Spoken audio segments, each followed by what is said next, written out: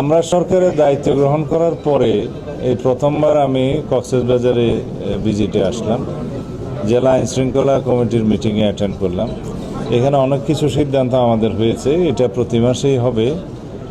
আজকে যে গুরুত্বপূর্ণ সিদ্ধান্ত হয়েছে তা হলো আমরা কক্সবাজার সমুদ্র সৈকতকে একটা শৃঙ্খলার মধ্যে নিয়ে আসব এবং এখানে সমস্ত অবৈধ যে স্থাপনা বা অস্থায়ী স্থাপনা যেগুলো হয়েছে এগুলো এক সপ্তাহের ভিতরে ক্লিন হবে জেলা প্রশাসনের নেতৃত্বে, বিচ ম্যানেজমেন্ট কমিটির নেতৃত্বে।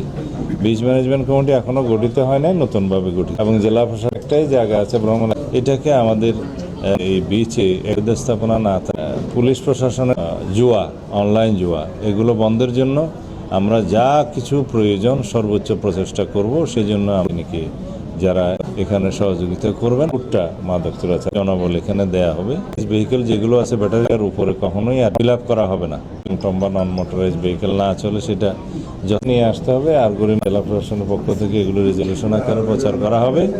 বিশেষ করে সাংবাদিক বন্ধুদের আন্তরিক সহযোগিতা আমাদের আইন শৃঙ্খলা পরিস্থিতি উন্নয়ন